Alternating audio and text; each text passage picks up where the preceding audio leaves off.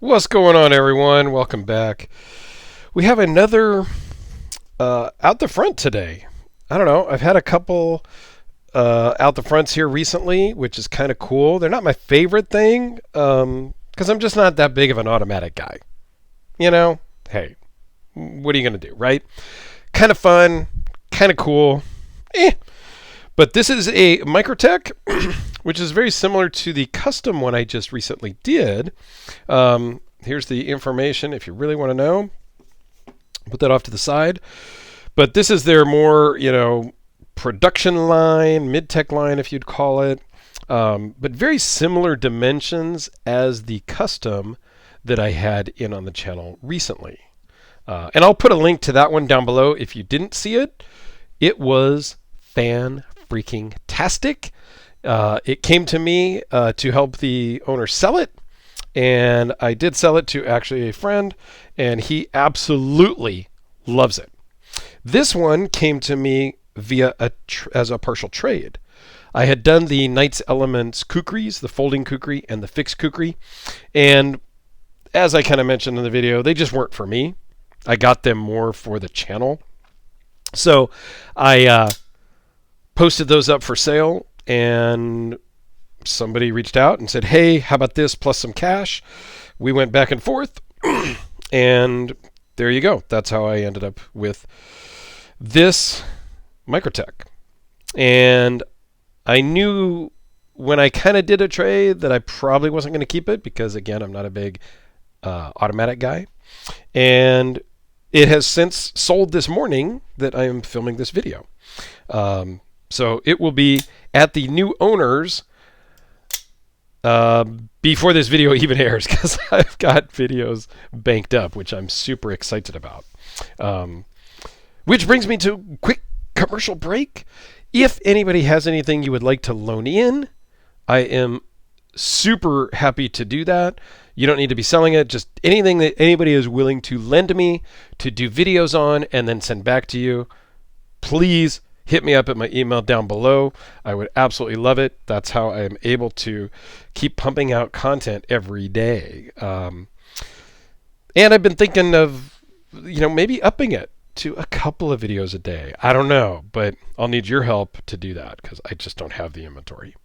So back to our regularly scheduled program. This is the Microtech Combat Troodon. It is 5 3/4 long, closed, and that is from the tip here to the tip of the breaker. The breaker is about a half an inch, just a hair under. Overall is 9 3/8, and just a hair over, again, to the end of the breaker. So if you want to get more of a dimension without that, take off about a half an inch. The blade is 3.72 with a 3.70 cutting edge. It is 204p steel. Blade thickness is 0.125. Overall thickness of 0.598 minus the clip, and weighs in at 5.6 ounces. So let's take a close-up look here. It's a two-tone blade. It's kind of what they're calling it their standard, but it is kind of a Tonto blade. In USA, 204 steel. Microtech does put a lot of kind of branding on the blade. Excuse me. That isn't my favorite. I think they could do less is more. Serial number, date of manufacturing, and just overall great. These are aluminum frame. There is some wear on the pocket clip because the previous owner did carry this and use it some, but it's pretty new condition all in all because it's not that old. And the back of the blade is sterile. So again, I don't know. I don't love a lot of things on the blade, and you can see how quickly this fires. It does fire with authority. There is no doubt there at all. It is a rather, I'm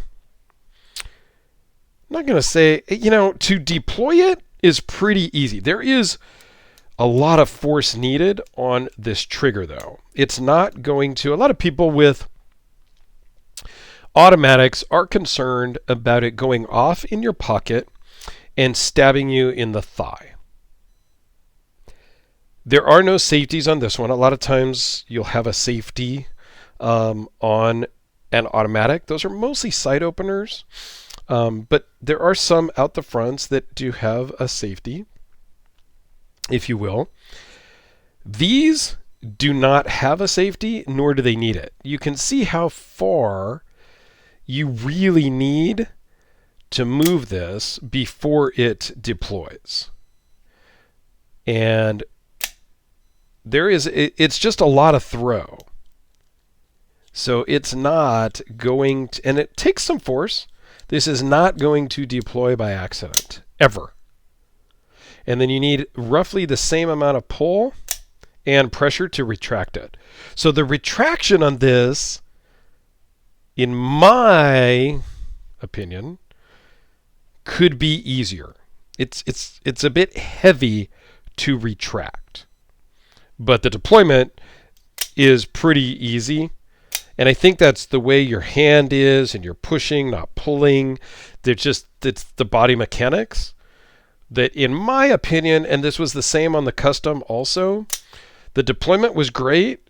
The retraction was a little stiff, for lack of better words. So let's run through some size comparisons here with the Sharpie. Try to get them as close to the butt of the breaker as I can here, because that's kind of where we're going from our measurements. The Spyderco Delica. And the Hellraiser. There you go. I think that kind of covers it. If you got any questions on this or any knife that I do review on, just leave comments down below.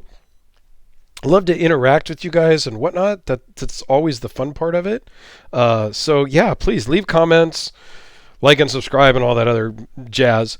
But yeah, thanks for watching. I will get this boxed up and shipped out to its new owner. Thank you for such a quick and smooth transaction, Scott. It was awesome. And have yourselves a great day. We'll see you tomorrow. Thanks, guys.